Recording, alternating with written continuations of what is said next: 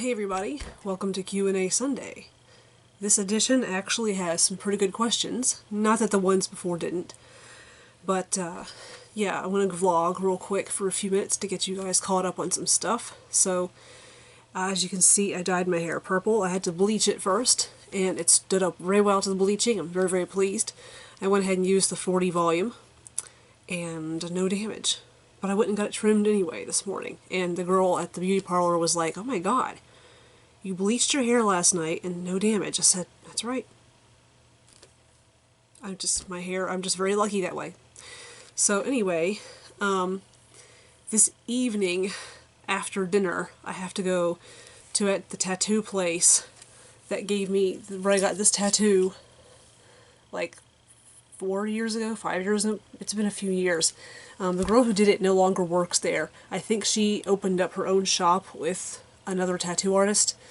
But I have to get it reworked, and I've been wanting to do this for a long time because people keep mistaking this symbol for a swastika when it's clearly, if you're educated, it's obviously not a swastika.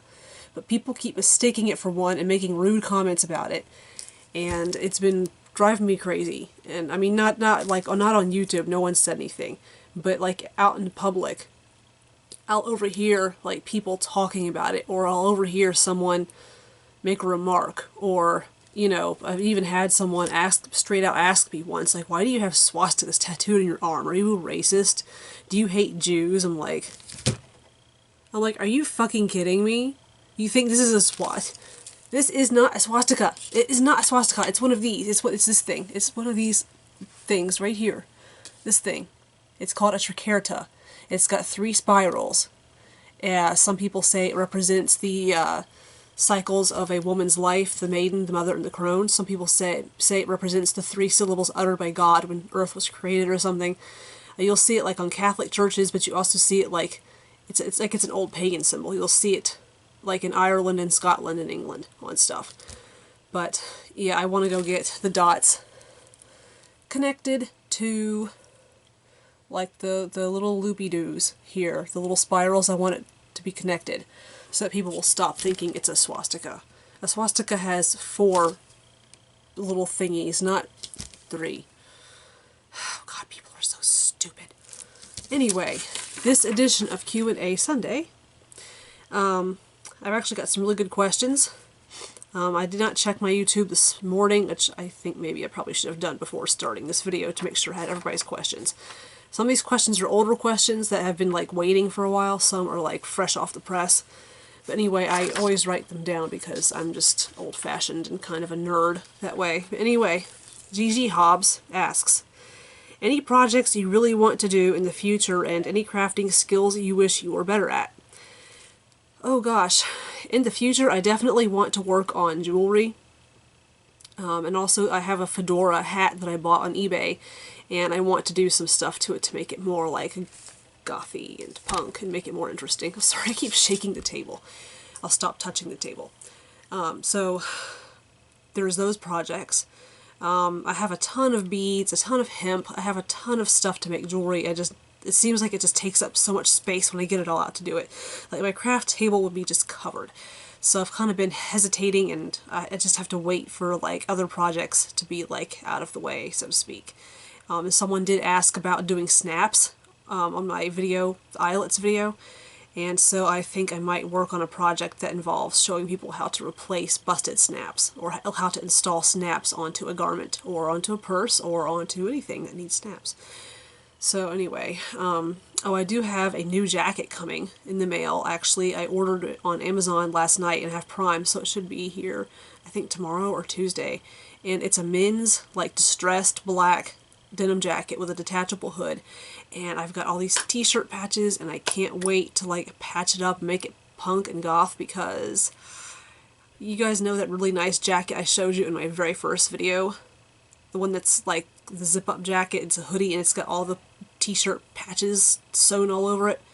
Well, I don't know how in the world I managed to do this, but at work the other day, I ripped a huge hole in it, and I just didn't want to have to fiddle around with fixing it because the jacket itself is so old and faded, and it's got some other like stuff that's wrong with it too, and I figure it's time to just throw that one away. But I am going to save the patches off of it, so don't worry, don't worry. I'm not going to throw away all those really awesome patches. So that's another project coming up. I'm going to put patches onto the new jacket that's coming in the mail. Any craft skills I'd love to be better at.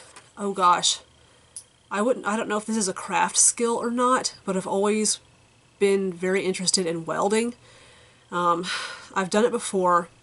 I did it like real quick at an art fair. They were letting people pick out 3 pieces of metal and they would give you a quick tutorial and you got to make a thing. And I made a thing, and the guy who helped me make my thing was like, "You're a natural at this. You need to like take formal lessons and learn how to weld." And so I've always wanted to, you know, get better at like MIG and TIG welding. And there's a welding school here in Louisville, however it is kind of expensive, and the hours, the way like my work schedule is, and the way that classroom hours are, it would conflict big time. So I have to figure out a way to do this because I really want to. So that is something I wish I could do. It actually is welding. Also knitting. That's something I've always wished I could just kind of like wave a magic wand and poof, or take a pill and I know how to knit, you know. But you can't do that. You have to learn how to knit. I tried to once, and I sucked at it big time. And my friend who was showing me was like, "Oh, it's just a matter of practice, and you know, here, take some of my yarn." And I'm like, "Oh, I kind of just was like," but I still wish I could knit. Moonka Guar Girl, I hope I said that correctly. Moonka Guar Girl asks, "What are your favorite bands?" My favoriteest band ever in the whole wide world is the Birthday Massacre, and I don't think anything will ever really replace the Birthday Massacre. They're very much their own thing. Favorite bands after that, I mean, I like a lot of 80s bands. As far as like more contemporary type bands, I would have to say, let's see, I like Ghost, I like Marilyn Manson, I like a lot of 80s bands like Motley Crue and Judas Priest, and you know, of course those like hair band type bands. Def Leppard I like. So I don't know, I have a really broad taste in music, and I can't really limit it to just like, if I had to list 10 bands, which I think I just did, that would probably have to be it. But I definitely tend to like lean more towards like metal and definitely rock.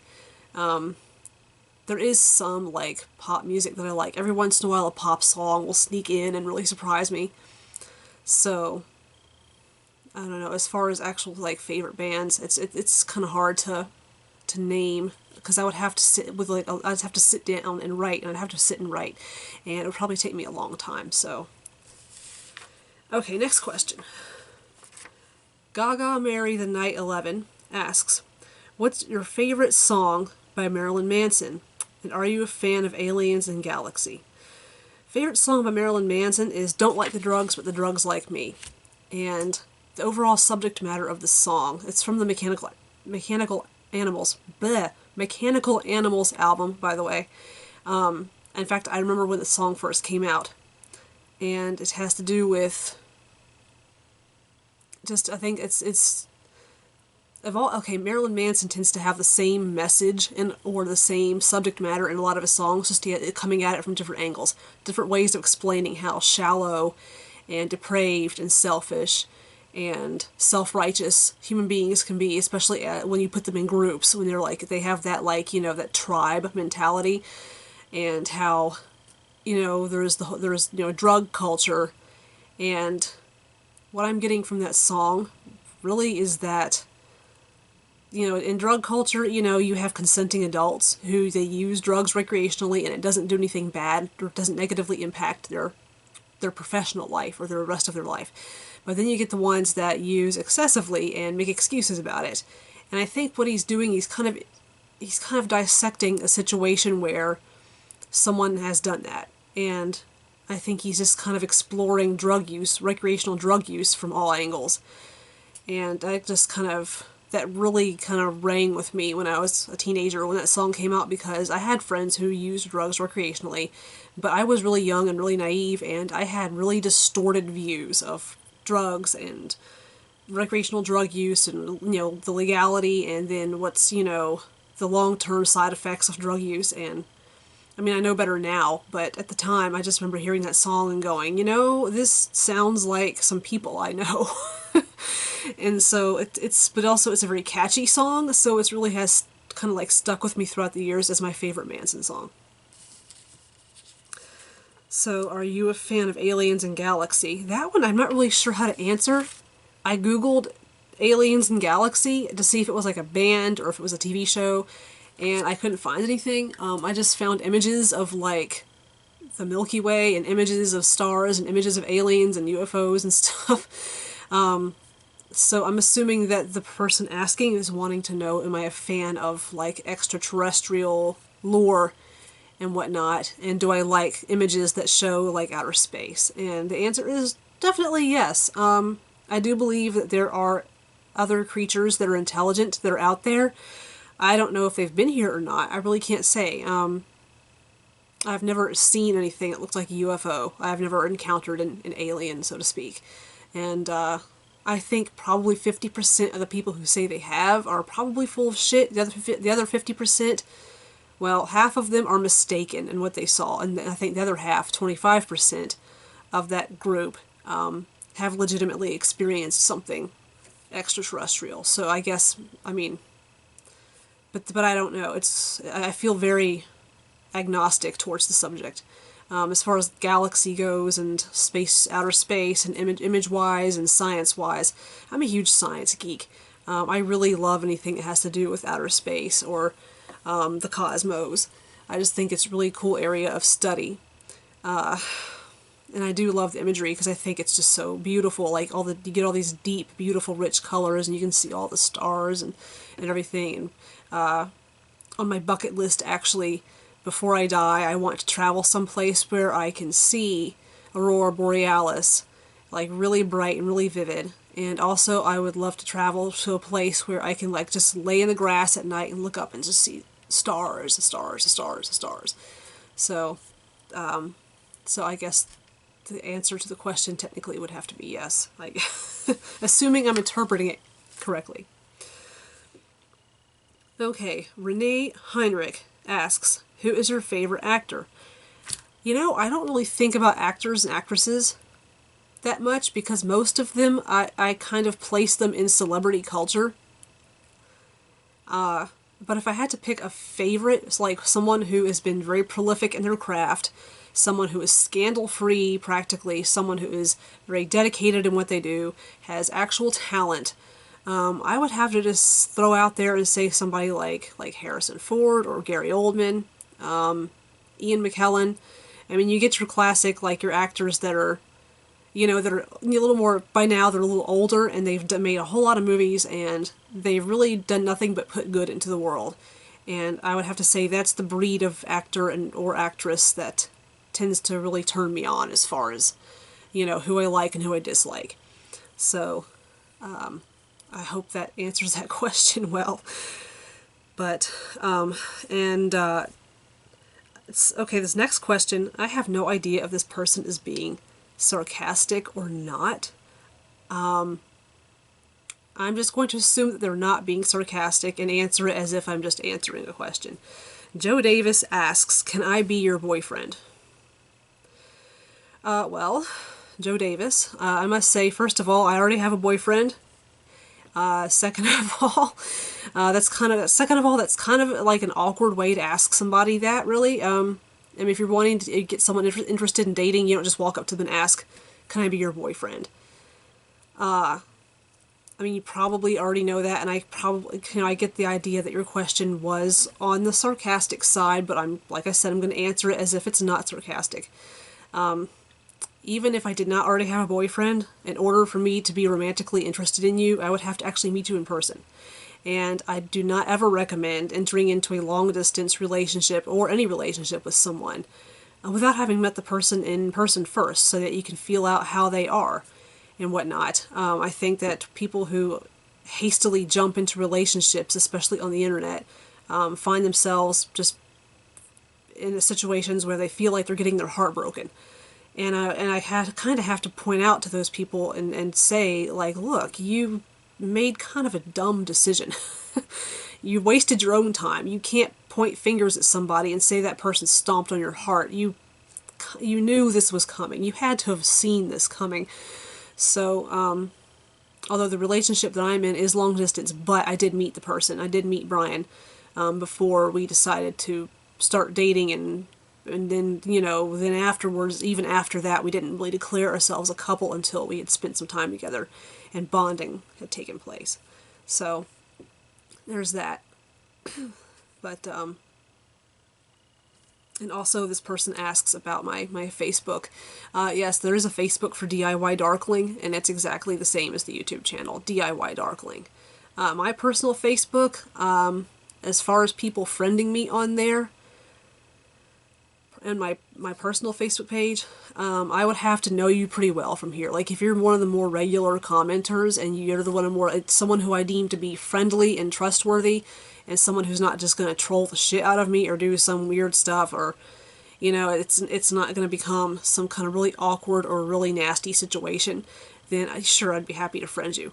But if you're new to my channel, and like I really haven't seen much from you comment wise, I haven't had a chance to feel out how you are, then I probably won't accept a friend request from you.